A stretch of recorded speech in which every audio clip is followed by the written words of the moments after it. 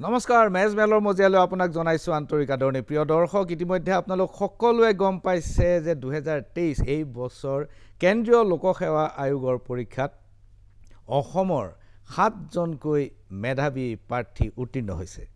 আপোনালোকক সকলো প্ৰাৰ্থীৰে অলপ সাক্ষাৎ আমি প্ৰদৰ্শন কৰিবলৈ সক্ষম হৈছো কিন্তু আজি বিশেষ দুজন প্ৰাৰ্থীক ষ্টুডিঅ'ৰ মজিয়াত আপোনালোকক পৰিচয় কৰি দিবলৈ ওলাইছো প্ৰথমজন হৈছে UPSCত এইবাৰ পঞ্চম স্থান প্ৰাপ্ত ময়ূৰ হাজৰিকা নমস্কাৰ আৰু দ্বিতীয়জন হৈছে ইদুল আহমেদ ইদুল নমস্কাৰ প্ৰাগলৈ আপোনালোক দুয়োকে স্বাগতম মই প্ৰথমেই আপোনালোকক অভিনন্দন জনাইছো যে আপোনালোকে ইমান এটা কঠিন পৰীক্ষা কম আয়াসতে উত্তীৰ্ণ হ'ল মই আনবিলাক প্ৰশ্নৰ দৰে প্ৰশ্ন সোধাৰ পৰা আপোনালোকক বিৰত ৰাখিম সবে সোধে কেনেকৈ পঢ়িছিল কিমান ঘণ্টা পঢ়িছিল আৰু কেনেকৈ প্ৰস্তুত হৈছিল কনফিডেন্ট আছিল নে নাই যিসকল ছাত্ৰ এতিয়া দিব খুজিছে তেওঁলোকৰ কাৰণে কি বাৰ্তা মই এইবিলাক প্ৰশ্ন নসুধো প্ৰিয় দৰ্শক ময়ূৰ হাজৰিকা এজন ডক্টৰ তেওঁ মেট্ৰিকত 10ম পজিশন পাইছিলে তাৰ পিছত হায়াৰ সেকেন্ডাৰীত পজিশন পাইছিলে তেজপুৰ মেডিকেল কলেজৰ পৰা তেওঁ MBBS পাছ কৰি বৰ্তমান অসম চৰকাৰৰ চিকিৎসক হিচাপে গ্ৰামাঞ্চলত কাম কৰি আছে ইদুল নিজে কৰ্মৰত 6 বছৰ হ'ল ইণ্ডিয়ান ইঞ্জিনিয়াৰিং সাৰ্ভিসৰ সৰ্বভাৰতীয় টপাৰ আছিল সৰ্বোচ্চ স্থানত আছিল আৰু ইদুল এতিয়া আমাৰ নৰ্থ ফ্ৰন্টিয়াৰ ৰেলৱেৰ তেওঁৰ ইঞ্জিনিয়াৰ আৰু 6 বছৰ তেওঁ ইণ্ডিয়ান ইঞ্জিনিয়াৰিং সাৰ্ভিসত কাম কৰি আছে ইদুল ইতিমধ্যে বাবু হৈ গৈছে ময়ূৰ এতিয়াও বাবু হ'বলৈ বাকি ময়ূৰ যেতিয়া MBBSৰ পৰা ডাক্তৰ নহয় সাৰ্জন নহয় বা স্পেশালিষ্ট নহয় IAS কিয় এটো আসলতে এনেকা নহয় যে মই মেডিকেলৰ আগত এটো কথা ভাবা নাছিলো মই ক্লাস 12 মানত থাকুতে মানে ভাবিছিলো সিভিল সাৰ্ভিসৰ কথা কিন্তু হেখিনি সময়ত মই প্ৰপাৰ গাইডেন্স নাপালো মানে এনেকা কোনো চিনাকি মানুহ নাছিল জুনে ক'ব পাৰে কি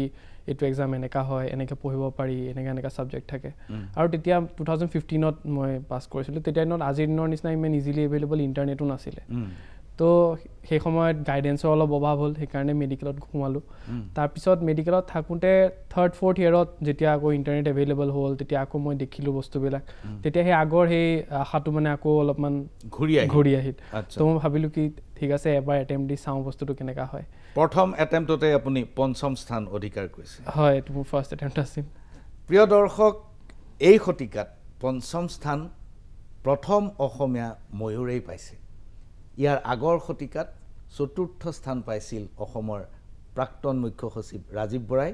হেতু যোৱা শতিকাৰ কথা এই শতিকাত কোনো এজনে এই পৰ্যন্ত যাব পৰা অসমীয়া আজিলৈকে ওলোৱা নাছিল ময়ূৰৰ পূৰ্বে ইদুল মই খুদিব খুজিছো যে ইঞ্জিনিয়াৰিং সাৰ্ভিসত 7 বছৰ হৈ গ'ল 6 বছৰ হৈ গ'ল IITৰ পৰা পাস কৰিছিলে গুৱাহাটী IITৰ পৰা পাস কৰিছিলে গুৱাহাটী ডন বস্কোত পঢ়িছিলে কি কাৰণে ইঞ্জিনিয়াৰিং সাৰ্ভিসত ইমান সৰ্বোচ্চ স্থানত থকাৰ পিছতো IAS দিলে মোৰ IAS পৰা এবাৰ সৰু পাই সপোন আছিলে মই গুৱাহাটীত ডাঙৰ দীঘল হোৱা সৰু থাকোঁতে মই সদায় একদম মানে বহুত ডাইনামিক DC অফিচাৰ দেখা পাইছিলোঁ নিউজত যেনে আংগামুথু বিবেক অগ্নিহোত্ৰী তো তেওঁবোৰে বহুত মানে ষ্টেপছ লৈছিল তেতিয়া ফ্লাড চাৰ্ট ৰিডিট কৰিবলৈ তেতিয়া মই এটা এক্সপিৰেশ্যন আছিল যে এদিন চাগে মই যাই এজন DC হ'ব পাৰোঁ তাৰ কাৰণে IITত পঢ়োঁতেও মই এইটো ৰাখিছিলোঁ যে মানে আপোনাৰ চিভিল সাৰ্ভিস দিব লাগে কিন্তু এটা ভাবিছিলোঁ যে এটা নিজকে এটা বেকিং কৰি লওঁ ইঞ্জিনিয়াৰিং সাৰ্ভিস দি পেলাই কাৰণ চিভিল সাৰ্ভিসটো বহুত আনপ্ৰেডিক্টেবল হয় কেতিয়া হয় কি নহয় সেইটো মানে কোনো গ্যাৰান্টি দিব নোৱাৰে তো তাৰ কাৰণে ইঞ্জিনিয়াৰিং সাৰ্ভিস দি তাৰপিছত মই প্ৰচেষ্টা চলাইছিলোঁ এবাৰ সাৰ্ভিসত সোমোৱাৰ পিছত আচ্ছা উইথ সাৰ্ভিস মই কণ্টিনিউ কৰিছোঁ প্ৰিপাৰেশ্যন অলপ টাফ আছিল বহুতখিনি কিন্তু ফলাফল এটলিষ্ট পাইছোঁ লাষ্টত গৈ কেইবাজনো সক্ৰিয় ডেপুটি কমিশনাৰক দেখি পেলাই আপুনি অলপ অনুপ্ৰাণিত হৈছিল আৰু IAS হোৱাৰ সপোন দেখিছিল মোটিভেটেড হৈছিল মই খুদিব খুজিছো যেতিয়া পৰীক্ষা দিছিলে তেতিয়া আপুনি আত্মবিশ্বাস আছিল নে যে পঞ্চম স্থান আপুনি পাব নাই ইমানটো টপ ৰেংকত মানে বহুত বেছি আনপ্ৰেডিক্টেবল হয় আৰু ইমান সাবজেক্টিভিটিৰ অপচন থাকে স্পেশালি মানে মেইনছ আৰু ইন্টাৰভিউ দুইটাই বহুত সাবজেক্টিভ বস্তু হয় মানে মেইনছৰ কোৱেশ্চনখিনিও কাৰোবাৰ ভাল লাগিব পাৰে সেম এনসাৰটো কোনোবা বেলেগ এজনৰ ভাল নালাগিব পাৰে তো মই ভাবিছিলোঁ best case scenario maybe top 50 top 40 top 40 ভিতৰত আপুনি থাকিম বুলি ভাবিছিলে বেষ্ট কেছ সিনাৰিও মানে মোষ্ট অপটিমিষ্টিকেলি স্পিকিং আৰু চান্সটো এইটো আছিল যে ক্লিয়াৰ নহ'বও পাৰে তো সিমানখিনিৰ কাৰণেও মেণ্টেলিটো প্ৰিপেয়াৰ্ড আছোৱে বাট টপ 5 হ'ব বুলিতো ভাবাই নাছিলোঁ এতিয়াও এনেকুৱা অলপ অলপ ড্ৰিম টাইপেই লাগি আছে ঈদুল কেনেকুৱা এক্সপেক্টেশ্যন আছিল মই মেইনছ দিওঁতে তেতিয়া লাগিছিল যে কিবা এটা ইণ্টাৰভিউ কল আহিব অলপ ইমান ভাল যোৱা নাছিল কিছুমান ছাবজেক্ট মেইনছত কিন্তু মই ভাবিছিলোঁ যদি ইণ্টাৰভিউ ভাল যায় মানে 100 to 200 ৰেংক এৰাউণ্ড থাকিব ইচ্ছা আছিল IAS হোৱা মই ভাবিছিলোঁ IPSত চাগে মোষ্ট প্ৰবেবলি হৈ যাব লাগে কিন্তু অলপ কম আহি গ'ল ৰেংক আচ্ছা এতিয়া পৰিকল্পনা কেনেকুৱা ধৰণৰ হ'ব পাৰে ঈদুল এতিয়া যদি সাৰ্ভিস চাই লওঁ কোনটো পাওঁ সেইটো ডিপেণ্ড কৰে যদি এইটো সাৰ্ভিসত মোৰ বহুত বছৰ হৈ গ'ল 6 ইয়াৰ্ছ তো মই সিনিয়ৰিটি লুজ কৰিব লাগিব বহুতখিনি তাৰ কাৰণে যদি সেইটো সাৰ্ভিসত অলপ কনসালটেশ্যন কৰোঁ যোনে আছে সাৰ্ভিসত তেওঁ অলপ সুধি তাৰপিছত ডিচিশ্যন ল'ম আচ্ছা মানে এতিয়াও নিশ্চিত নহয় যে আপুনি কেডাৰত জইন কৰিব নে নকৰে কাৰণ এটা কেডাৰত আপুনি ইতিমধ্যে 6 বছৰ হৈ গৈছে মই সুধিব খুজিছিলোঁ যে গ্ৰামাঞ্চলত এবছৰ প্ৰেক্টিছ কৰিলে হয় MBBS পাছ কৰি হয় আৰু প্ৰিলিমৰ আগতেই প্ৰেক্টিছ মানে গ্ৰামাঞ্চলৰ প্ৰেক্টিছ শেষ হৈ গৈছে সেই কণ্ট্ৰেক্ট শেষ হৈ গ'ল হয় হয় কোন জেগাত কাম কৰিছিলে মই বামুনি মিনি PSCত কৰিছিলোঁ জখলাবন্ধাৰ বামুনি মিনি PSC এতিয়াতো আপুনি প্ৰশাসক হ'ব হয় আপুনি কি সাৰ্ভিসত জইন কৰিব IAS IFS মোৰ ফাৰ্ষ্ট প্ৰিফাৰেন্স ফৰেন সাৰ্ভিস আছে ইণ্ডিয়ান ফৰেন সাৰ্ভিস আচ্ছা আপুনি ফৰেন সাৰ্ভিসত যাব আপুনি এক্সটাৰ্নাল এফেয়াৰ্স মিনিষ্ট্ৰীত কাম কৰিব হয় হয় আৰু বিদেশলৈ আপুনি গুচি যোৱাৰ পৰিকল্পনা কৰিছে বিদেশত ভাৰতক প্ৰতিনিধিত্ব কৰাৰ হয় হয় যেতিয়া আপুনি গ্ৰামাঞ্চলত কাম কৰি আছিল এবছৰ সময় খুব কম সময় নহয় হয় হয় দুটা অভিজ্ঞতা কওকচোন যি দুটা অভিজ্ঞতাই আপোনাক শিকাইছে যে আমি এতিয়াও কৰিবলৈ বহুত বাকি আছে হয় ডেফিনেটলি মানে মই যোনটো মিনি PSCত আছিলোঁ তাতে সেইখিনি সময়ত মই যেতিয়া ডিউটিত আছিলোঁ এতিয়া মই নাজানো বৰ্তমান বা তেতিয়া সময়ত কোনো ডেলিভাৰী ৰুম নাছিলে আচ্ছা তো আই থিংক এতিয়া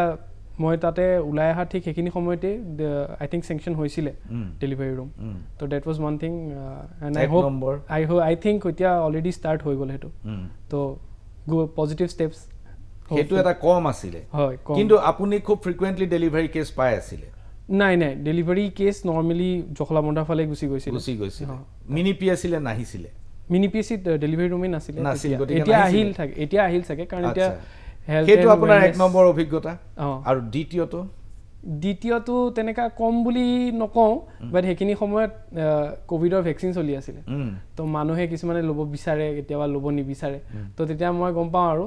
ANM বাইদেউ আহি পেলাই কয় কি গৈ পেলাই মানুহক ক'বলগীয়া হয় যে আহি পেলাই ভেকচিন লওকহি কিন্তু কিছুমানে ল'ব নিবিচাৰে তো সেই তেনেকা এটা আৰু কোভিড ভেকচিন দিয়া সময়ত কেতিয়াবা লাইনত ৰখোঁতে মানুহৰ কাজিয়া লগাও দেখিছোঁ মই আচ্ছা ইমিউনাইজেশ্যনৰ সময়টো তেনেকুৱা হয় নেকি বহুতে ইমিউনাইজেশ্যন কৰিব নিবিচাৰে সেইটোতো ভেকচিন হেজিটেঞ্চিটো অলপ আছিলেই বিশেষকৈ গাঁৱৰ কিছুমান মানুহৰ গাঁও অঞ্চলৰ কিছুমান মানুহৰ ভেকচিনটো লৈ পেলাই প্ৰথমটো তেওঁলোকে বহুতে কয় কি তেওঁলোকে কেতিয়াও ভেকচিন লৈয়ে পোৱা নাই কিয়নো ল'ব তো তেনেকুৱা ধৰণৰ এটা ডেফিনেটলি হেজিটেঞ্চি আছিলে বাট ইভেঞ্চুৱেলি আমাৰ যোন বাইদেউহঁত আছিলে ANM বাইদেউ তেওঁলোকে গৈ পেলাই কথা ক'লে তেওঁলোকৰ আশা কৰ্মীসকলে তো তেওঁলোক তেতিয়া আহিলে বা এটলিষ্ট ANM বাইদেউহঁতে গৈ পেলাই নিজেই দিলেগৈ ভেকচিন সেইটো এটা অভিজ্ঞতা হৈছে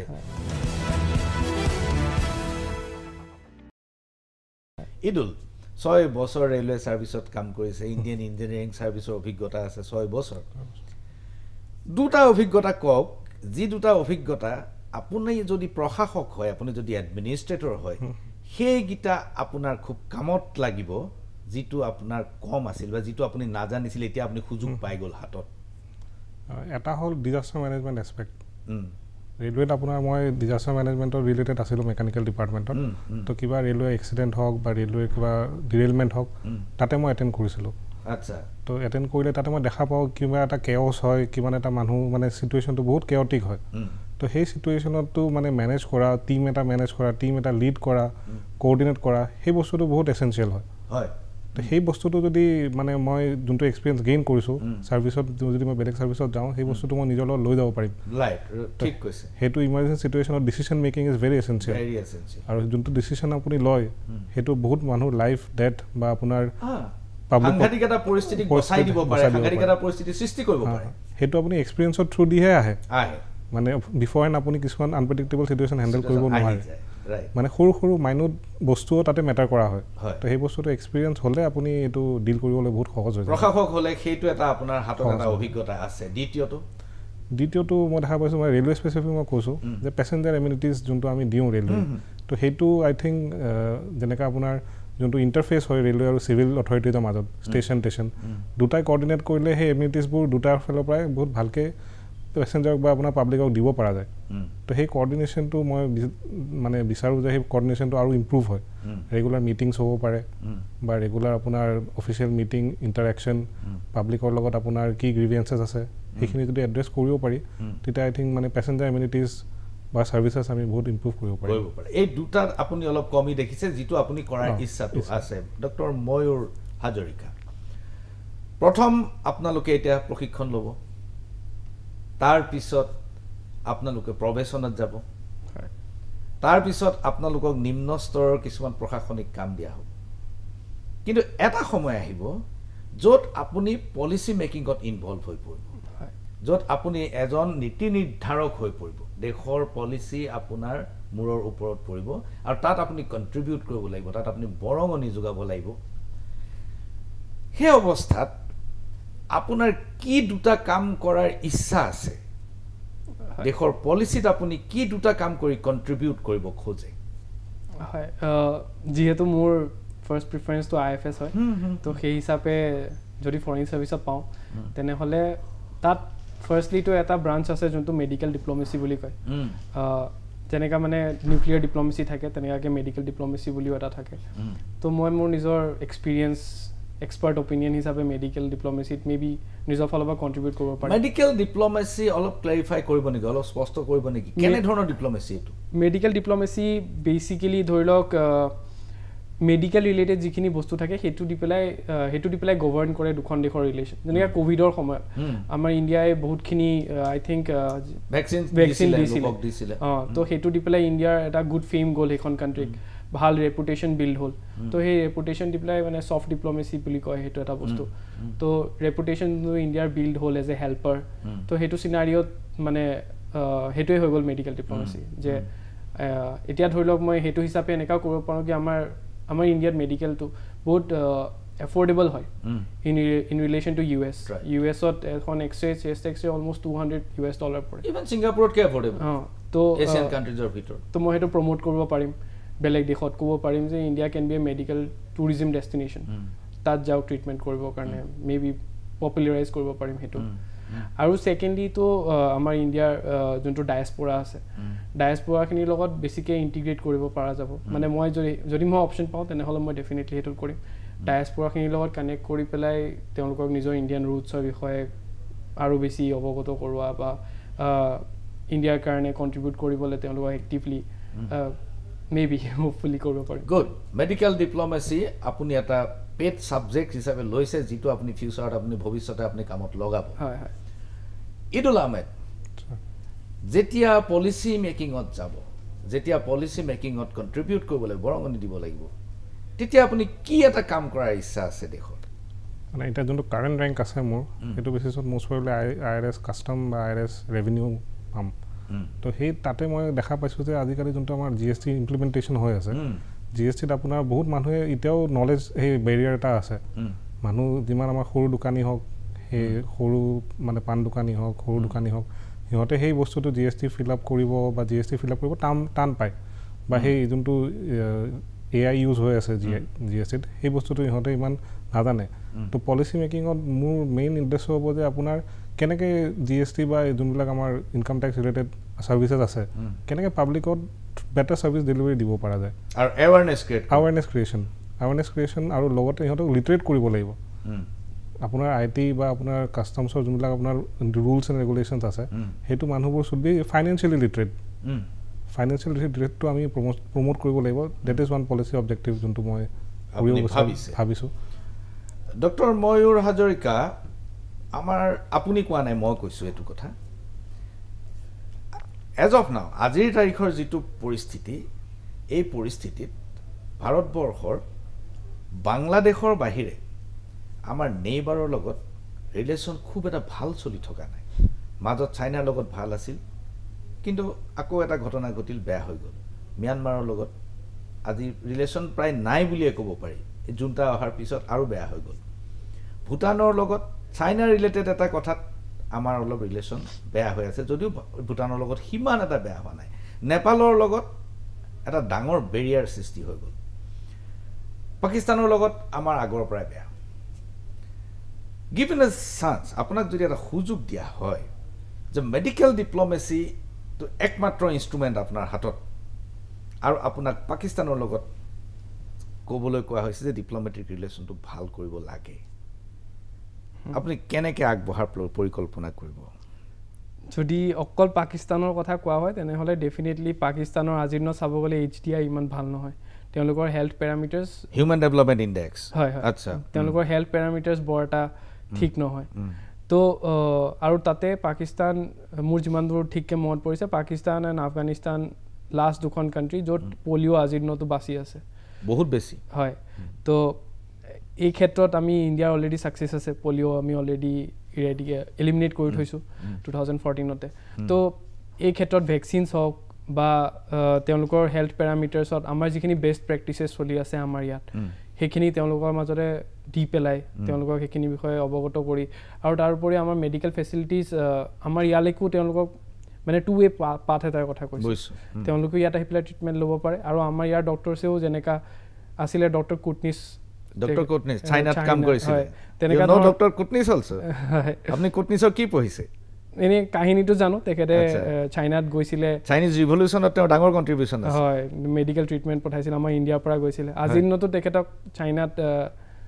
বহুত চেলিব্ৰেট কৰা হয়। তো তেনেকৈ ধৰণে বি আমাৰ ইণ্ডিয়াৰ পৰাও ডক্টৰে গৈ পেলাই তাত তেনেকৈ ছাৰ্ভিচ কৰিব পাৰে। যেনেকৈ ডক্টৰ কুটনিছ হিন্দী চিনি ভাই তেনেকুৱা নিচিনা তেনেকুৱা ধৰণৰ এটা পচিবিলিটি বি আছে, চাব লাগিব সেইটো এক্সপ্ল'ৰ কৰি পেলাই। তো বৰ্তমান মোৰ ইমানখিনিয়ে। ঠিক, এইখিনিতে লৈছোঁ ক্ষণিক সময়ৰ বাণিজ্যিক বিৰতি। দুয়োজন মেধাৱী প্ৰাৰ্থীক আমি আকৌ লগ পাম।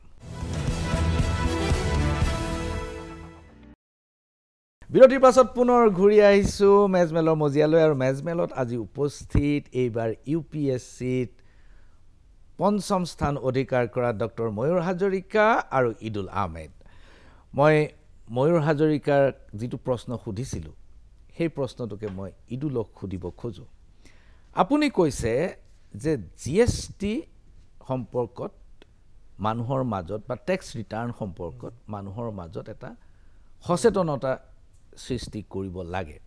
আৰু বহুতে সেই কথাটোত যাব নিবিচাৰে, টেক্স নেটত সোমাবলৈ নিবিচাৰে বা ৰিটাৰ্ণ সময়মতে দিব নিবিচাৰে, কাৰণ গোটেই ব্যৱস্থাটো এটা অলপ মানে জঞ্জাল আছে, যিটো তেওঁলোকে সহজ উপায়ে যাব বিচাৰে। আৰু যদি সুযোগ দিয়া হয় পলিচিত আপুনি সেইবোৰ অলপ ফ্লেক্সিবল কৰিবলৈ চেষ্টা কৰিব। কিন্তু ঈদুল আহমেদ, এই GSTৰ পেটাৰ্ণটো, যিটো ধৰণে আমি GST চলিছে, এই পেটাৰ্ণটো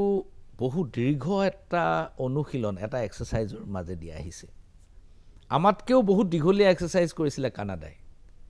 21 বছৰ ধৰি এটা এক্সাৰচাইজ কৰি পেলাই তাৰ পিছত GST আনিছে। আৰু GSTটো পৃথিৱীত সকলো দ্য বেষ্ট টেক্স কোড বুলি আজিলৈকে নিৰ্ণীত হৈছে। এনেকুৱা অৱস্থাত আপোনাক যদি এটা সুযোগ দিয়া হয়, মই এজন দোকানী, মই এই দোকানীজনক মোক আপুনি কি ধৰণে ৰুলছটো ফ্লেক্সিবল কৰিব বা কি ধৰণে মোক আপুনি এই কথাটো ধাৰণাটো দিব যে আপুনি এই ধৰণে ৰিটাৰ্ণটো ছাবমিট কৰক? মানে মই এইটো কৰিম যে প্ৰথম ইহঁতক আমাৰ যোনটো ছাৰ্ভিচেছ আছে সেইটো ইজিলি এপ্ৰ'চেবল কৰি দিম। যেনেকৈ আপোনাৰ আজিকালি অনলাইন ছাৰ্ভিচেছ হৈ গৈছে GSTত, তো সেই বস্তুটো মাছ মিডিয়া হওক, ছ'চিয়েল মিডিয়া হওক বা প্ৰিণ্ট মিডিয়াত হওক, সেইটো থ্ৰুদি প্ৰচাৰণ কৰিব লাগে যে এইটো ছিষ্টেম হয়, এইটো আমি আপোনাৰ কাৰণে আছোঁ। যেনেকৈ আপোনাৰ মেক ইন ইণ্ডিয়া হওক, যেনেকৈ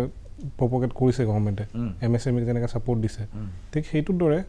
আমাৰ যোনবিলাক মানুহ আছে, যোনবিলাক আপোনাৰ লোকেল মিডিয়াত হওক, সেইটো থ্ৰুদি আপোনাৰ এপ্ৰ'চ কৰি পেলাই সিহঁতক সচেতন জনাব লাগিব যে আমি এইবিলাক ছাৰ্ভিচ আপোনাক ইজিলি দি আছোঁ। আৰু নেক্সট আমাৰ যোনবিলাক মানে ষ্টাফ থাকিব, সিহঁতক এইটো ট্ৰেইন কৰিব লাগিব যে দে শুড কনচিডাৰ যোনটো পাব্লিক আছে, পাব্লিক এটা মানে মেইন কাষ্টমাৰ, কাষ্টমাৰটো সিহঁতক যোনটো ট্ৰিটমেণ্ট দিব লাগিব they should treat them in a very proper manner তেতিয়া ট্ৰিটমেণ্ট দিলেহে মানুহবোৰ এপ্ৰ'চ কৰিব কিবা যদি ছাপ'জ কিবা আপোনাৰ সিহঁতৰ প্ৰব্লেমো থাকে সেই প্ৰব্লেমটো আমাৰ যোনটো ষ্টাফ আছে সিহঁতৰ গ্ৰিভেঞ্চ ইজিলি সিহঁতৰ ৰিড্ৰেছ হ'ব লাগিব তেতিয়াহে মানুহবোৰ আগ্ৰহ হৈ পেলাই আহিব যদি সদায় এটা ভাবি থাকে যে ইনকাম টেক্সৰ অফিচত গ'লে বিপদতে পৰিম বা IT ৰিটাৰ্ণ কৰা নাই পিছত যদি দিওঁ কিবা প্ৰব্লেমে হ'ব নেকি সেই যোনটো মানে নলেজ যোনটো লেক হৈ আছে বা সেই যোনটো আমাৰ মানে IT অফিচিয়েলছৰ ওপৰত আপোনাৰ যোনটো মানে বিশ্বাস যোনটো কয় কম আছে সেই বস্তুটো মেইন আমি ঘূৰাই আনিব লাগিব প্ৰিয় দৰ্শক দুয়োজন IAS UPSCৰ সফল প্ৰাৰ্থীয়ে বুকুত কিছুমান সপোন বান্ধি আনিছে আৰু তেওঁলোকে কিছুমান পৰিকল্পনা আছে যিবোৰ আমি আৰু তেওঁলোকৰ কৰ্মজীৱনত আমি দেখিবলৈ পামগৈ আপোনালোকক জনাবলৈ পাই মই ভাল পাইছোঁ যে আমাৰ ডেপুটি এডিটৰ শান্তনু মহন্তৰ লগত আনটো ষ্টুডিঅ'ত ইদুলৰ পৰিবাৰ ময়ূৰৰ পিতৃ মাতৃ আৰু নগাঁও ৰামানুজন একাডেমীৰ সঞ্চালক দিলীপ বৰা উপস্থিত আছে আৰু তেওঁলোকৰ মনৰ কথাও তেওঁৰ পিতৃ মাতৃ ইদুলৰ পৰিবাৰ আৰু ৰামানুজনৰ মিষ্টাৰ বৰাৰ মনৰ কথাও আমি জানিবলৈ পাম মই এইখিনিৰ পূৰ্বে মই পুনৰ ময়ূৰৰ ওচৰলৈ আহিব খুজিছোঁ দুয়োজনকে একেটা প্ৰশ্নই সুধিম সেইটো হ'ল যে IAS আমি যেটো সাধাৰণতে IAS পৰীক্ষা বুলি কওঁ আসলতে UPSC পৰীক্ষা এটা মাত্ৰ কেডাৰক লৈ পেলাই কথাটো কোৱা হয় UPSC প্ৰথমতে প্ৰিলিম হয় তাৰ পিছত মেইনছ হয় তাৰ পিছত ভাইভা হয় আৰু ভাইভাৰ পিছতে ৰিজাল্ট দিয়ে যোৱা বৃহস্পতিবাৰে ভাইভা হৈ গৈছে আৰু মঙ্গলবাৰে ফলাফল মই জানিব বিচাৰিছোঁ যে এই পৰীক্ষা কেইটাৰ মাজেদি মানুহজনৰ মেধা তেওঁৰ যিটো প্ৰতিভা আৰু তেওঁৰ কৰ্মদক্ষতা ভৱিষ্যতে দেশে পাব পৰা তেওঁৰ পৰা পাব পৰা সেৱাৰ বিষয়ে কেনেকৈ জাজ কৰা হয় হাউ ডু দে জাজ এ পাৰ্চন আপুনি পৰীক্ষা দি পেলাই আপোনাৰ কি অভিজ্ঞতা হ'ল মই আসলতে মোৰ এনেকা লাগে যে UPSC মেণ্টেল এবিলিটিতছেও বেছি মেণ্টেল ৰেজিলিয়েন্স টেষ্ট কৰে এবিলিটিতকে মেণ্টেল ৰেজিলিয়েন্সটো টেষ্ট কৰে আচ্ছা মানে UPSC জাৰ্নিটো ইমানেই বহুত ষ্ট্ৰাগল হয় মানে প্ৰথম কথাটো সিলেবাসটো বহুত বেছি ডাঙৰ হয় আপুনি কিহত দিছিলে মেডিকেল সাবজেক্টত দিছিলে না অন্য সাবজেক্টত এনেটো কম্পালসৰি 4খন পেপাৰ থাকে তাৰ উপৰি অপচনেল 2খন পেপাৰ মোৰ এন্থ্ৰোপলজি আছিল আচ্ছা ওকে তো আৰু এফালৰ পৰা পঢ়ি গৈ থাকে ইফালৰ পৰা ওলাই গৈ থাকে পাহৰি গৈ থাকে আৰু এনেকা আৰু প্ৰতিটো ষ্টেজতে ডিমান্ড বেলেগ হয় এক্সামটোৰ যেনেকৈ প্ৰি কাৰণে দ্য ডিমান্ড ইজ মোৰ লাইক নলেজ বা ফেক্চুৱেল বেছড হয় মেইনছত বেছি এনালিটিকেল হয় কিমান এনালাইচিছ কৰিব পাৰে আৰু ইণ্টাৰভিউত গৈ পেলাই লাষ্টত এনালাইচিছ কৰি মেলি প্ৰেক্টিকেলি কি কৰিব পৰা যায় সেইটোৰ ওপৰত সোধা নিচিনা লাগে মোৰ তেনেকুৱা হ'ল তো সেইখিনি সময়তো ষ্টেজ কেইটা দি পেলাই সেইটোৱে চেক কৰে কি ফাৰ্ষ্টলি ফেক্চুৱেলি কিমান জানে তেখেতে একচুৱেল নলেজ কিমান আছে আৰু মেইনছত এনালাইচিছ কৰিব পাৰিছে নাই বস্তু এটা ক্ৰিটিকেলি ভাবিব পাৰিছে নাই এইটো কাম কৰিলে ইয়াৰ প্ৰ' কি হ'ব ইয়াৰ কনছ কি হ'ব ইয়াৰ চেলেঞ্জেছ কি আহিব চেলেঞ্জেছখিনি কেনেকৈ সলভ কৰিব পৰা যাব তো সেইখিনি চেক কৰে মেইনছৰ সময়ত আৰু ইণ্টাৰভিউ সময়ত মোৰ এনেকুৱা লাগে তেওঁলোকে পাৰ্চনেলিটি টেষ্ট বুলি কয় ইণ্টাৰভিউটো তো এতিয়া পাৰ্চনেলিটি কি হিচাপত জাজ কৰে তো সেইটো ক'বলৈ টান বাট মোষ্টলি তেওঁলোকে আই থিংক কনফিডেঞ্চ চাই কেনেকৈ টেকল কৰে অলপ কনফ্লিক্টিং চিটুৱেশ্যন সেইখিনি চাই বাট মই লাষ্টত মোৰ এনেকাই লাগে কি মেণ্টেল এবিলিটি বা হেৰিতছে বেছি মেণ্টেল ৰেজিলিয়েন্সটো বেছি দৰকাৰ হয় এই জাৰ্নিটোত ইদুল আহমেদ তেখেতে কৈছে যে মেণ্টেল এবিলিটিতকৈ মেণ্টেল ৰেজিলিয়েন্সটো বেছিকৈ চায় আৰু সেইটোৱে তেওঁ বুজি পাইছে যে তেওঁলোকে সেই ধৰণে জাজ কৰে ইণ্টাৰভিউ অথৰিটিয়ে আপোনাৰ অভিজ্ঞতা কি মই 5বাৰ দিছোঁ 5 টাইমছ দিছে মোৰ 2বাৰ মেইনছ দিছোঁ 2বাৰ প্ৰিলিমছে হোৱা নাই এইবাৰ ফাইনেল লিষ্টত আহিছোঁ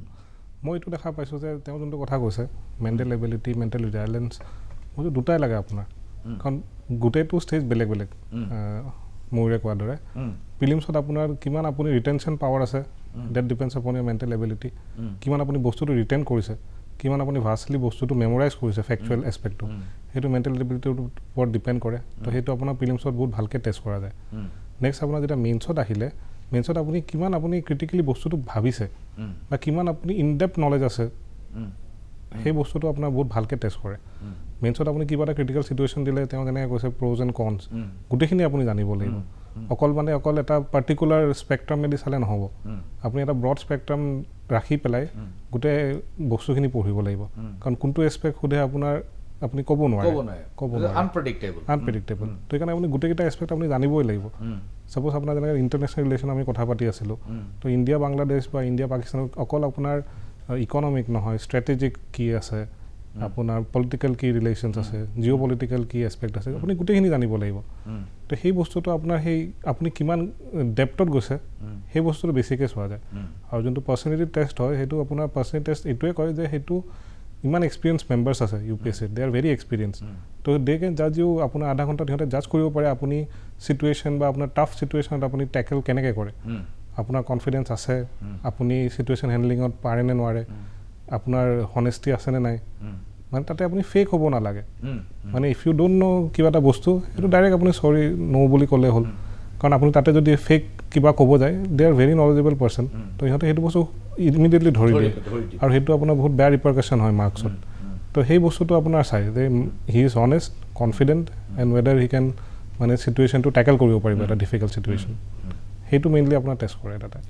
আপোনাৰ ধাৰণাটো যদি মই প্ৰেক্ষাপটত লওঁ বেকড্ৰপত লওঁ যে মেণ্টেল ৰেজিলিয়েঞ্চ আটাইতকৈ গুৰুত্বপূৰ্ণ এই ৰেজিলিয়েঞ্চ এছপেক্টটো ৰেজিলিয়েঞ্চ দিশটো মনত ৰাখি ভৱিষ্যতৰ যিবিলাক UPSC প্ৰাৰ্থী হ'ব তেওঁলোকক আপুনি কি বুলি ভাবে তেওঁলোকক কি ক'ব বিচাৰে মইতো ৰেজিলিয়েঞ্চৰ ফালৰ পৰা চাব গ'লে মই এইটোৱে ক'ম যে জাৰ্ণিটো বহুত টাফ হ'ব যদি এইটো ফালে আহিব বিচাৰিছে ডেফিনেটলি টাফ হ'ব বাট মোৰ মতে tough things give good results naturally easy things easy যিটো কাম হয় সেইটো ডেফিনেটলি তাৰ পৰা ৰিজাল্টটো নৰ্মেলি কেতিয়াবা ভাল নহয় তো যদি একচুৱেলি এইটো UPSC ছাৰ্ভিচত আহিব আছে তো মেণ্টেলি প্ৰথমে প্ৰিপেয়াৰ্ড হ'ব লাগিব কি টাফ হ'ব পাৰে জাৰ্ণিটো চিলেবাছটো বহুত ডাঙৰ হয় সাগৰৰ সমান পঢ়ি শেষ নহয় তো সেইখিনিতে ৰেজিলিয়েঞ্চটোৰ দৰকাৰ আৰু লগতে এইটোও দৰকাৰ মোৰ মতে স্মাৰ্ট ৱৰ্কো বহুত দৰকাৰ হয় কাৰণ UPSCত কিমান পঢ়িব লাগাতছে কিমান পঢ়িব নালাগে সেইটো বেছি জানাটো দৰকাৰ মানে চিষ্টেম অফ এলিমিনেশ্যনটো প্ৰথম এলিমিনেশ্যন একজেক্টলি নহয় বাট যদি এনেকৈ ৰেবিট হোলত সোমাই যোৱাৰ চান্স থাকে ধৰি লওক কিবা এটা টপিকৰ ওপৰত ইণ্টাৰেষ্ট আহি গ'ল এণ্ড সেইটো টপিকৰ ওপৰতে লাগাতছে বেছি বহুত বেছি পঢ়ি দিয়া হ'ল তো ৰেবিট হোলত সোমাই যোৱাৰ নিচিনা হয় কিন্তু তাতছে মানে পাৰ্চপেক্টিভটোত এখেতে কোৱাৰ নিচিনা বহুত ব্ৰড পাৰ্চপেক্টিভ হ'ব লাগে অকল এটা টপিকৰ অকল পলিটিকেল এংগেলৰ পৰা সেইটো এংগেলৰ ভিতৰতে বহুতখিনি চাই গ'লে নহ'ব মাল্টিপল পাৰ্চপেক্টিভ হ'ব political economic social technological legal তো বহুত পাৰ্চপেক্টিভৰ পৰা মানে মাল্টিপল পাৰ্চপেক্টিভৰ পৰা অলপ আইডিয়া থকাটো বেছি দৰকাৰ ৰাদাৰ দেন এনেকুৱা ৰেবিট হোল টাইপ চিটুৱেশ্যনতছে আচ্ছা তো সেইটো এভইড কৰাটো বহুত ইম্পৰ্টেণ্ট হয় UPSC জাৰ্ণিত কাৰণ ৰেবিট হোলত সোমাই গ'লে মানে টাইম বহুত বেছি খাই যাব সেইফালে গুচি গ'ল আপুনি সেইটোৱে সময় বহুত লৈ ল'লে বাকীবিলাক এছপেক্ট আপোনাৰ বাকীবিলাক দিশ আপোনাৰ স্পৰ্শ কৰা নহ'ল ঈদুল আহমেদ মেণ্টেল এবিলিটি আৰু ৰেজিলিয়েঞ্চ দুইটা কথা বেকড্ৰপত ৰাখি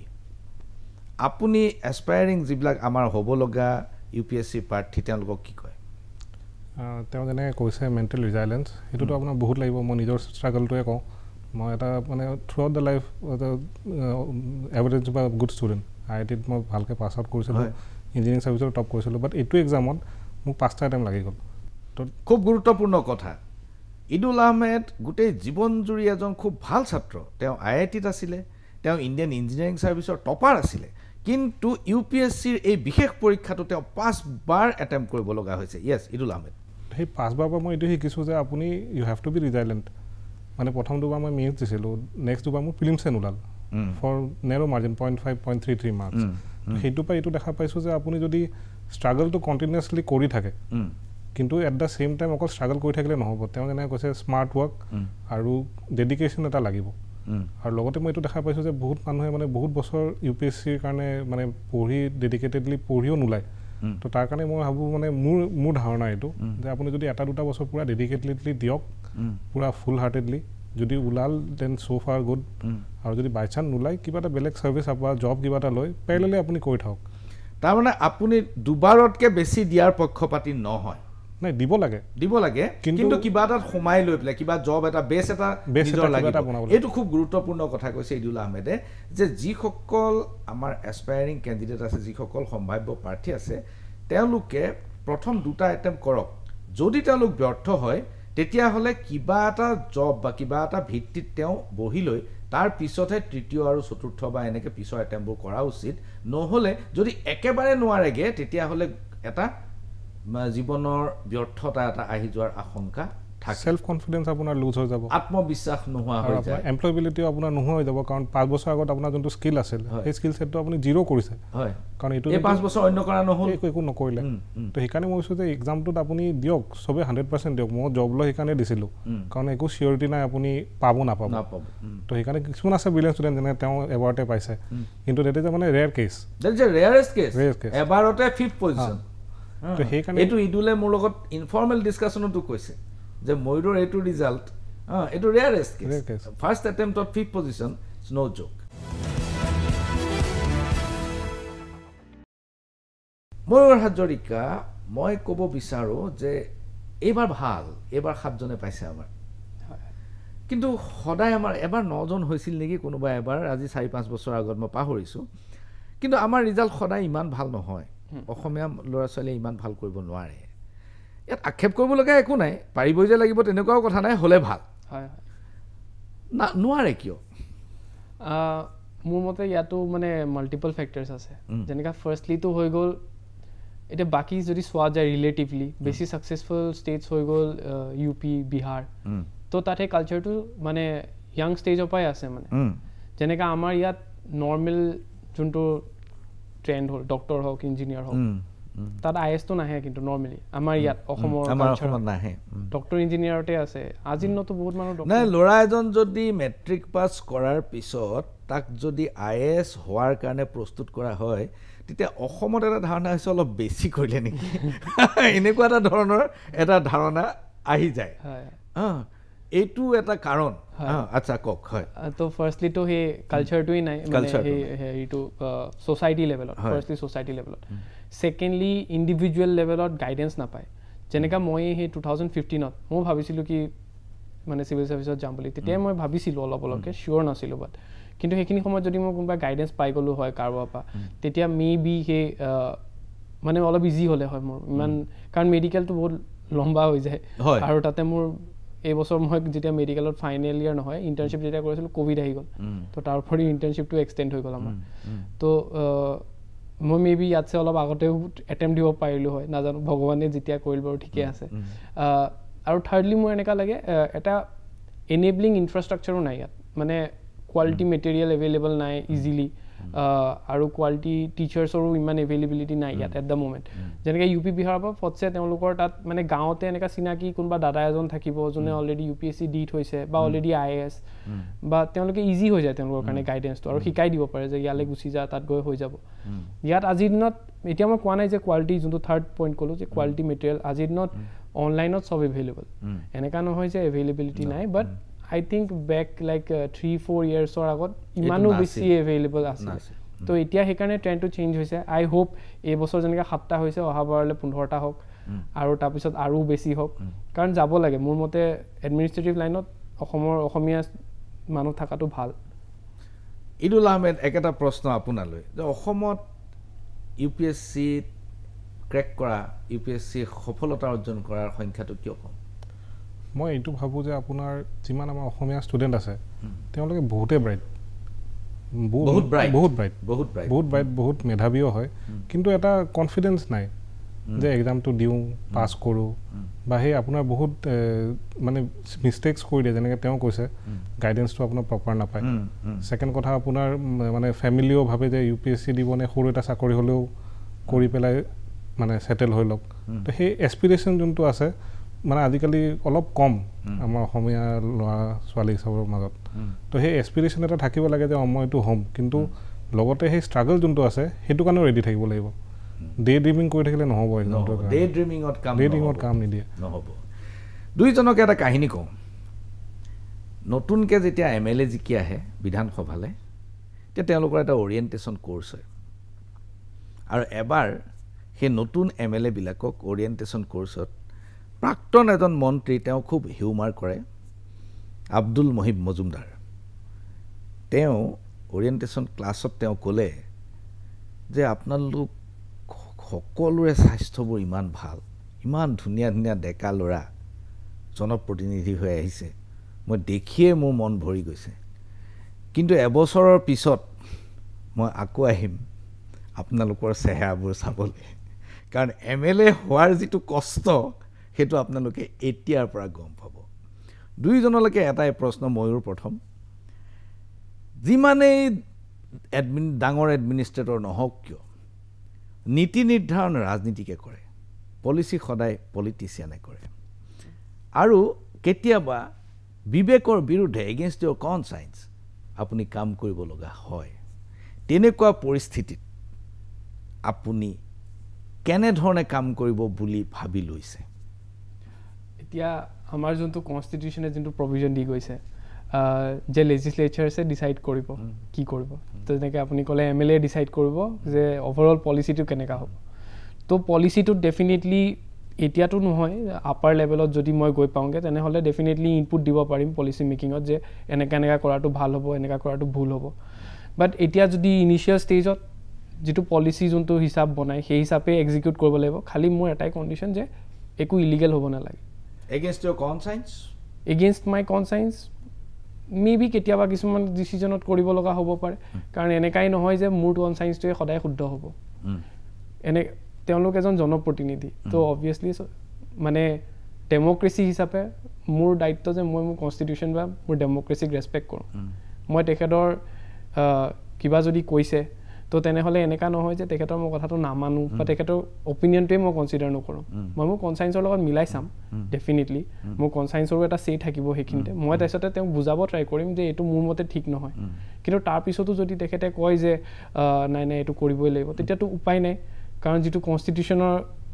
আমি যেতিয়া অফিচাৰ হমো তেতিয়াও আমি কনষ্টিটিউশ্যনৰ আণ্ডাৰতে কাম কৰিব সেই কাঠামোৰ ভিতৰতে কাম কৰিব হয় কাৰণ এবাৰ যদি ৰুলছ ভাঙা ষ্টাৰ্ট কৰি দিয়ে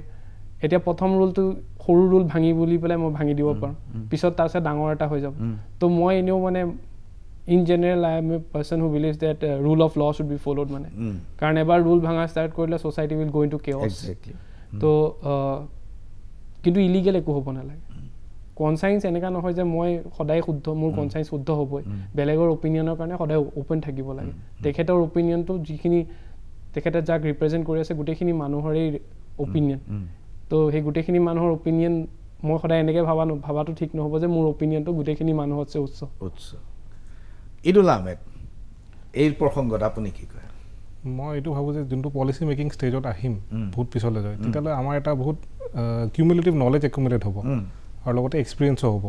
তো আমাৰ যোনটো এক্সপিৰিয়েঞ্চ হ'ব সেইটো আমি যদি কিবা দেখা পাইছোঁ যে যোনটো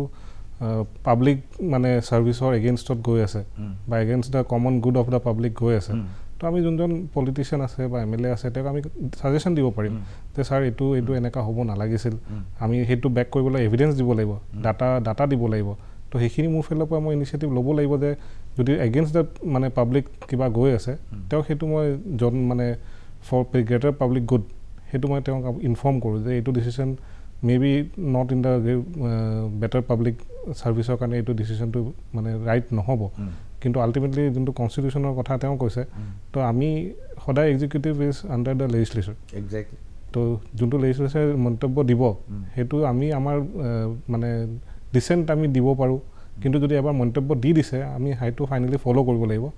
and it should be within the bounds of rule of law আপুনি 6 বছৰ যিহেতু কাম কৰিলে গতিকে আপোনাৰ মোটামুটি এটা অভিজ্ঞতা হৈছে যে note of dissent you cannot give কিন্তু তেওঁলোকক আপুনি কনভিন্স কৰিব পাৰে প্ৰিয় দৰ্শক এইখিনিতে লৈছোঁ ক্ষণিক সময়ৰ বাণিজ্যিক বিৰতি আৰু ইয়াৰ পিছতে শান্তনু মহন্তই কথা পাতি আছে ময়ূৰৰ পিতৃ মাতৃ ময়ূৰৰ শিক্ষাগুৰু আৰু ঈদুলৰ পৰিবাৰৰ লগত আমি সেইখিনি চাই ল'ম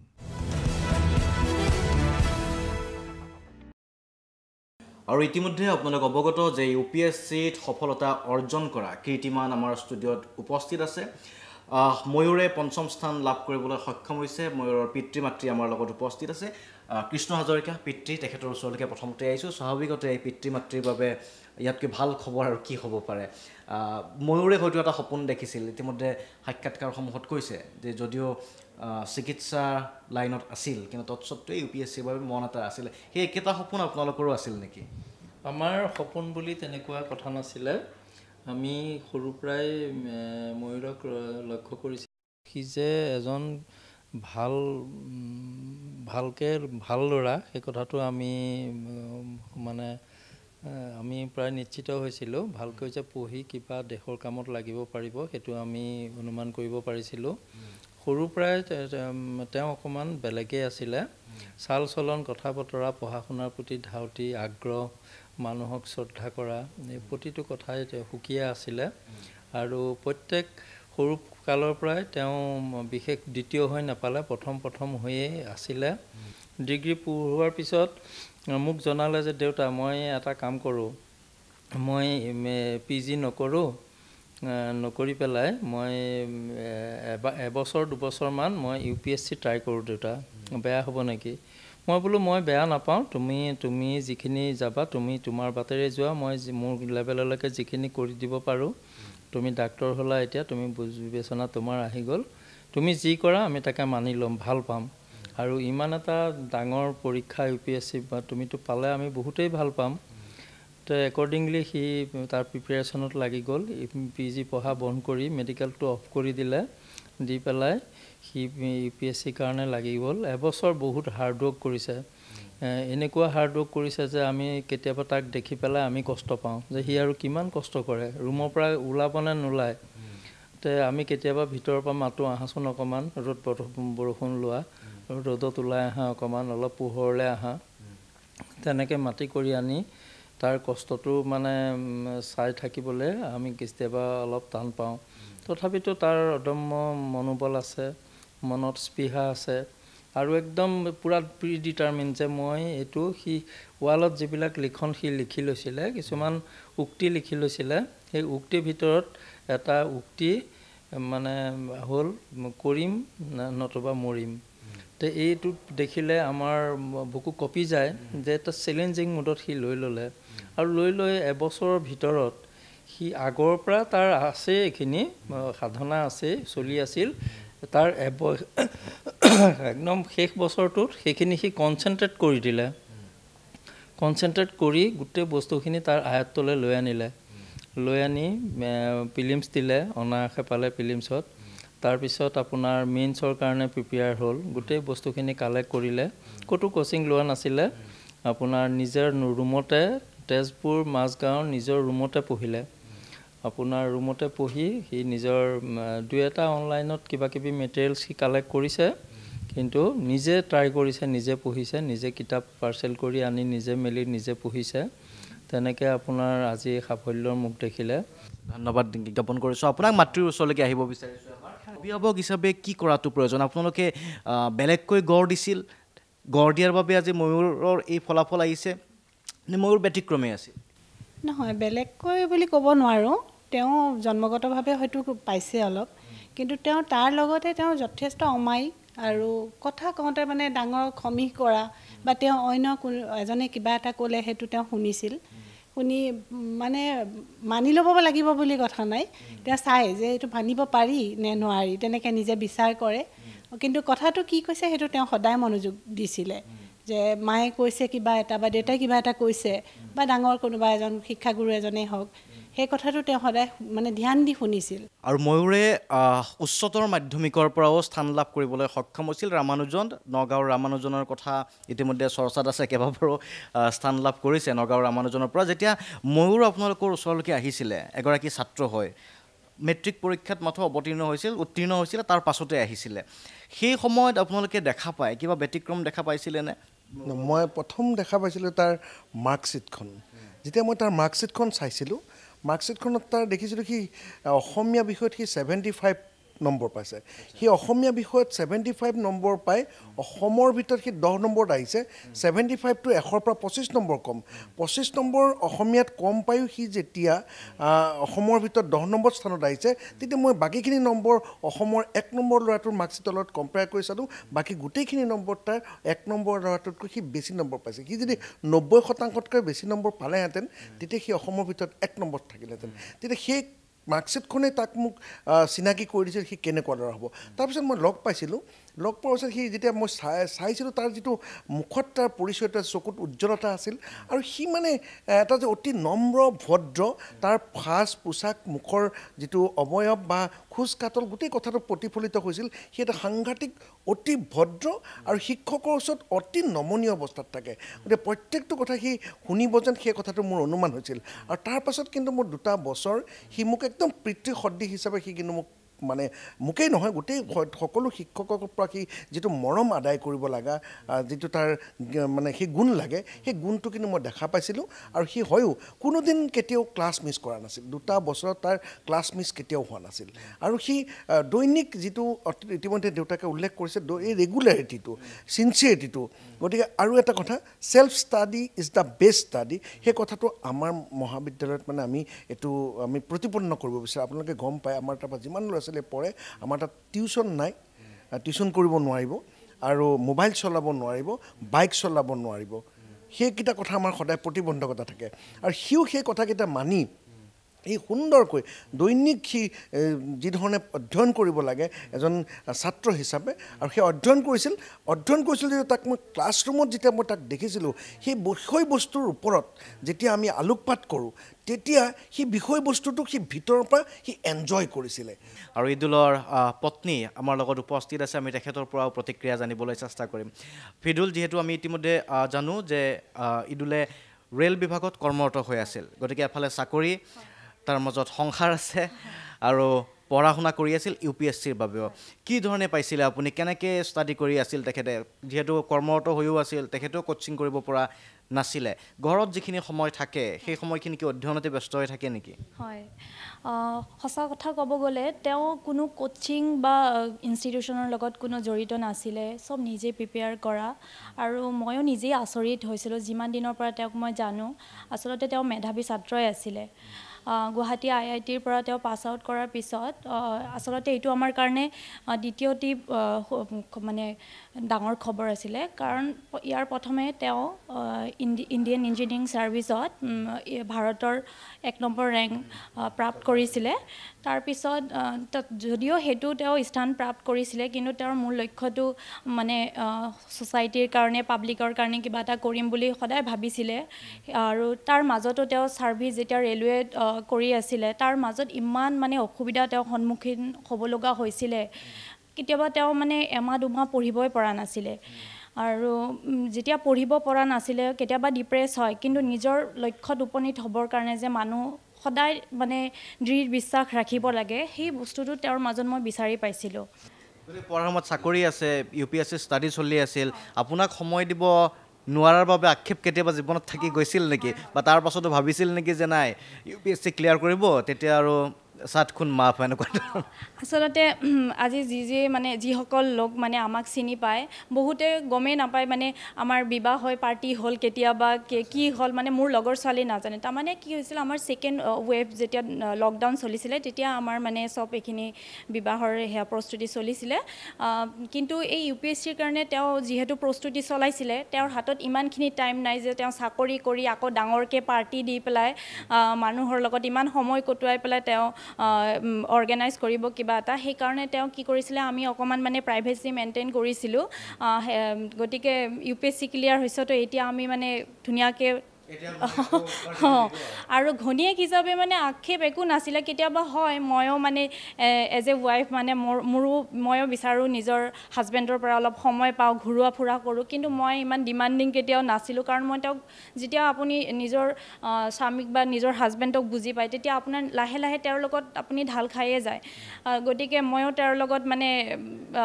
সেইটো চেষ্টা কৰিছোঁ যে মই কিবা কপিৰেট কৰিলে তেওঁৰ যাতে সহায় হয় পৰীক্ষাৰ কাৰণ তেওঁৰ এটা দীঘলীয়া জাৰ্ণি এই জাৰ্ণিত যদি মই এইখিনি তেওঁক সহায় নকৰোঁ তো কোনে কৰিব সেইটো ভাবি মই কিছুমান বস্তু এভইড কৰি চলিছোঁ কেতিয়াও তেওঁক মানে মই কামোৰ দিয়া নাই যে মোক এইটো লাগে সেইটো লাগে তেওঁৰ মন চলিলে মোক কেতিয়াবা ঘূৰাব লৈ গৈছে আৰু নচলিলে কেতিয়াও মই তেওঁক জোৰ জবস্তি কৰা নাই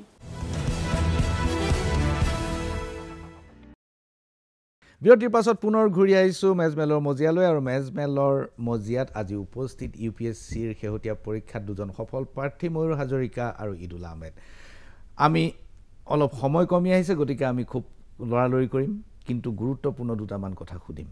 জুডিচিয়াৰী হওক এক্সিকিউটিভ হওক অথবা লেজিসলেচাৰ হওক অথবা মিডিয়া হওক দুৰ্নীতি সকলোতে হ'ল আজি আপুনি একো অনুষ্ঠান দুৰ্নীতিমুক্ত বুলি ক'ব নোৱাৰে এনেকুৱা এটা ব্যৱস্থাৰ মাজত ময়ূৰ হাজৰিকা কেনেকৈ কাম কৰিব ডেফিনেটলি কৰাপশ্যনটোতো আজিৰ দিনত যিহেতু আপুনি এনেকৈ যেনেকৈ আপুনি ক'লে যে সকলোতে সোমাই পৰিছে তো সেইটোৰ মাজতে নেভিগেটটো নিজে কৰিব লাগিব ফাৰ্ষ্ট কথাটো হৈ গ'ল যে নিজ ভালেই জগত ভাল প্ৰথম ষ্টেপ উইথ মাই চেল্ফ মই নিজে যিমান আনকৰাপ্ট থাকোঁ সেইটো it should be the first priority মই আগৰ প্ৰশ্নটোতো এনচাৰ দিছিলোঁ যে মই কেতিয়াও ইলিগেল কামত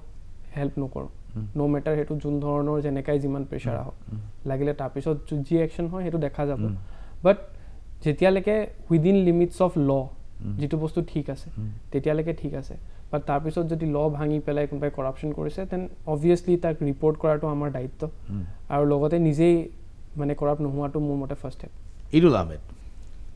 মই ছাৰ্ভিচত অলৰেডি আছোঁ মানে মই এটা দেখা পাইছোঁ কৰাপশ্যন বহুতটা টাইপৰ আছে মাইনিউট স্কেলৰ পৰা মেজৰ স্কেললৈ তো সেই গোটেইকেইটা স্কেলৰ পৰা যদি আপুনি বাচি থাকিব লাগে বা আপুনি যদি ৰাইট ডাইৰেকশ্যনত ডিচিশ্যন ল'ব লাগে দেন আপুনি জানিব লাগে যে কোনটো স্কেলত কি চলি আছে এতিয়া মোৰ ষ্টাফৰ আণ্ডাৰত যদি কোনোবা মানে কিবা কৰাপশ্যন কৰি আছে দেন মই সেইটো জানিব লাগিব যে কি ভুল ডিচিশ্যন লৈ আছে সেই ডিচিশ্যনটোত মই ইনভলভ হৈ যাব পাৰোঁ নেকি বা এনি হওক কাৰণ আপোনাৰ যিকোনো আপুনি ফাইল চাইন কৰিব বা কিবা ডিচিশ্যন ল'লে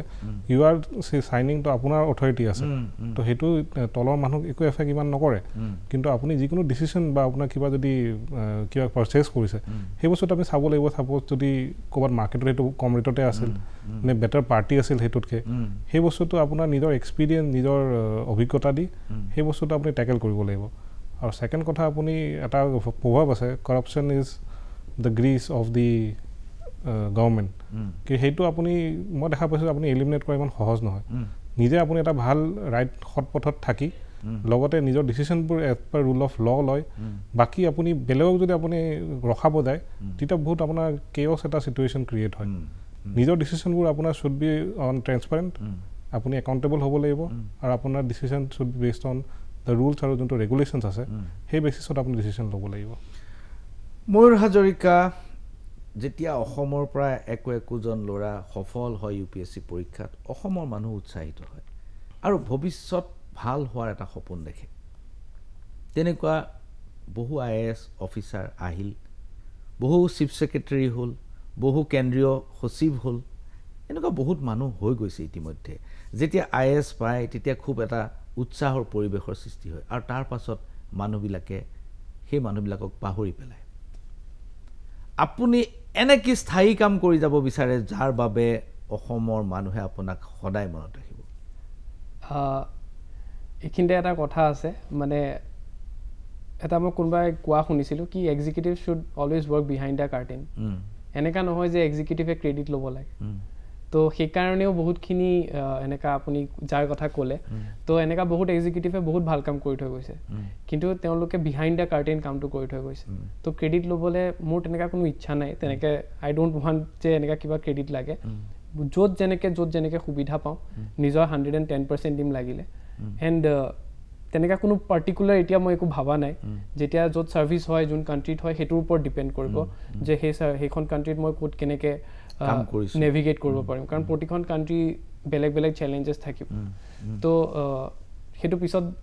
সময়েহে গম পাব পৰা যাব কিন্তু মই anyways I would prefer working behind the curtain মানে ইদুল আহমেদ আপুনি মনত ৰাখিব আপুনি কেইজনমান ডেপুটি কমিশ্যনাৰৰ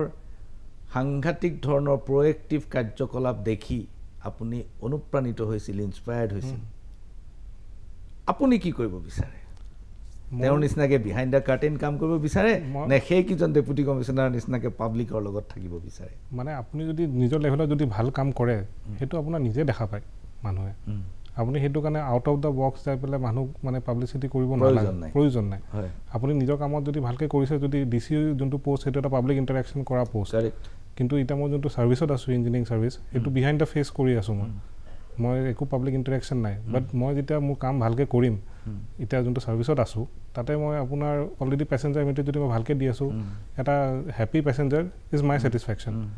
সি নাজানে কোনে কাম কৰি আছে বিহাইণ্ড দ্য চিন মই এটা কোচ আপোনাৰ ভালকৈ মেইনটেইন কৰি যেতিয়া ওলাই আছোঁ একো এক্সিডেণ্ট হোৱা নাই একো আপোনাৰ এণ্ডত প্ৰব্লেম অহা নাই তো সেইটো মোৰ ছেটিছফেকশ্যন যে মই ছাৰ্ভিচ দি আছোঁ আৰু এট দ্য ছেইম টাইম সেই পেচেঞ্জাৰটোও সি গম পাব যে কোনোবা কৰি আছে পিছত তাৰ কাৰণে আমি এটা ভাল ছাৰ্ভিচ পাই আছোঁ ঠিক সেনেদৰে যদি মই বেলেগ ছাৰ্ভিচতো যাওঁ মই বিহাইণ্ড দ্য মানে চিন থাকিয়ে যদি পাব্লিক ইণ্টাৰেকশ্যন আহে তেতিয়া বেলেগ কথা কিন্তু যদি নাহে বিহাইণ্ড দ্য চিন মই মোৰ কৰ্তব্য মই মোৰ দায়িত্ব 100% পূৰা কৰিম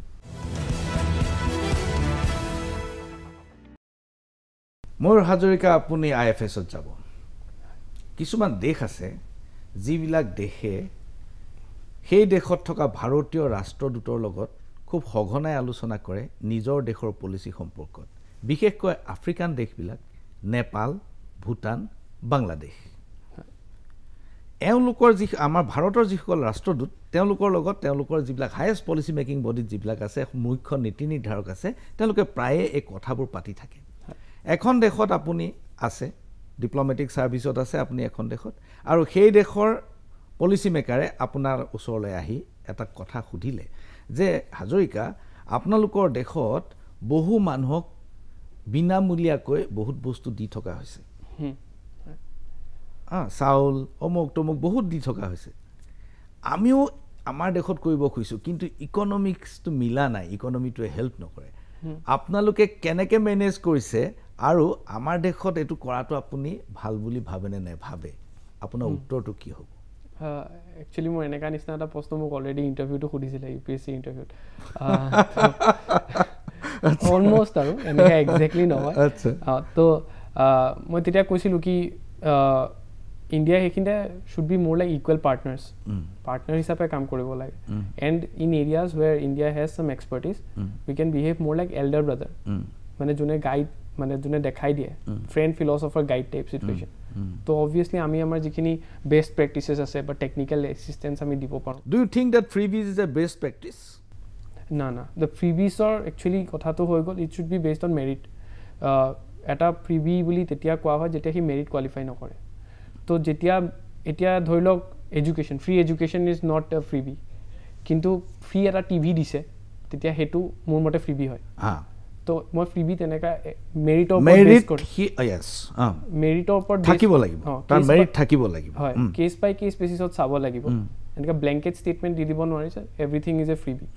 মানে কেছ বাই কেছ বেচিছত যে এইটো বস্তু একজেক্টলি ফ্ৰীবি হয় নে নাই তো আই থিংক সেইটোৰ কাৰণে এটা মোৰ লাইক মানে সব পাৰ্টি মিলি পেলাই they can probably come up with some kind of protocol যে এইখিনি ক্ৰাইটেৰিয়া হ'লে it will qualify for a freebie without merit আৰু সামথিং উইথ এ মেৰিট তো আই ডোণ্ট মানে মই ফ্ৰীবি উইদাউট মেৰিট কোনোপধ্যে সমৰ্থন কৰিব নোৱাৰে ইদুল আহমেদ মই ঠিক ফ্ৰীবিজৰ কথা কোৱা নাই যিহেতু টেক্স কোডৰ কথা আপুনি কৈছিলে এটা চিটুৱেশ্যন আহি গ'ল আপোনাৰ সন্মুখলৈ যে এইখিনি বিশেষ মানুহক টেক্স ৱেভাৰ দিব লাগে বা মনিটৰিয়াম দিব লাগে for a specific period of time এটা বিশেষ সময়ৰ বাবে আপুনি সেইটো পলিটিকেল ডিচিশ্যনেই নাই কি নাজানো কিন্তু সি মেৰিট কোৱালিফাই নকৰে তেতিয়া আপুনি কি ধৰণে ডিচিশ্যন ল'ব তেওঁ যেনেকৈ কৈছে main merit is the criteria আমি ফ্ৰী ৱেভাৰ যেনেকৈ আপোনাৰ এই লোন মৰিটিয়াম বা আপোনাৰ লোন ৱেভাৰ সেইটো আমি মেইনলি ফাৰ্মাৰ্ছৰ ক্ষেত্ৰত দেখা পাওঁ পলিটিকেল ডিচিশ্যন বা সেইবোৰ লোৱা যায় য'ত আপোনাৰ বিগ ফাৰ্মাৰ্ছ বা লাৰ্জ স্কেল ফাৰ্মাৰ্ছ চবকে আপোনাৰ মৰিটিয়াম দিয়া যায় তো সেই ডিচিশ্যনত যোনটো মৰিটিয়াম দিয়া যায় সেইটো মেইনলি লাৰ্জ ফাৰ্মাৰে বেনিফিট কৰে আৰু তাৰ কাৰণে এটা আপোনাৰ মৰেল হেজাৰ্ড এটা আহে যে কোনোবা যদি পইচা দিবও পাৰে সেই মানুহে নিদিয়ে তো সেই বস্তুটো should be based on merit তেওঁ যোনটো কথা কৈছে মেৰিট থাকিলে তেতিয়া আমি বাইফাৰ্কেট কৰিব পাৰিম যে কাক আমি একচুৱেল ৱেভাৰটো দিব লাগে সেইটো মই আগতে কৈছোঁ যে আমি মেইনলি ডাটাৰ ওপৰত কনচেনট্ৰেট কৰিব লাগিব মই এজন ইঞ্জিনিয়াৰ হয় তো মই ভাবোঁ যে যোনটো এভিডেঞ্চ বেছড পলিচি মেকিং সেই বস্তুটোৰ বেচিছত যদি কিবা এটা আমাৰ ফ্ৰীবি নহয় মেৰিট বেছড ফ্ৰীবি যোনটো কৈ আছে তেওঁ সেইটো যদি দিয়া যায় দেন আমাৰ ইকনমিকেলি আমি ষ্ট্ৰেংথেন হ'ম আমাৰ যোনটো ছ'চিয়েল আপলিফমেণ্টো হ'ব পাব্লিক ৱেলফেয়াৰো হ'ব এই গোটেইখিনি আমি ছাৰ্ভিচ পাই যাম যদি মেৰিট বেচিছত দিওঁ আপোনালোক দুয়োজনলৈকে বহুত ধন্যবাদ আৰু শুভকামনা প্ৰাগ নিউজৰ লাখ লাখ দৰ্শকে আপোনালোকক চাই আছে প্ৰিয় দৰ্শক আপোনালোক সকলোৰে হৈ মই ইদুল আৰু ময়ূৰক দিলোঁ আন্তৰিক শুভকামনা জীৱনত সফল হওক নমস্কাৰ ধন্যবাদ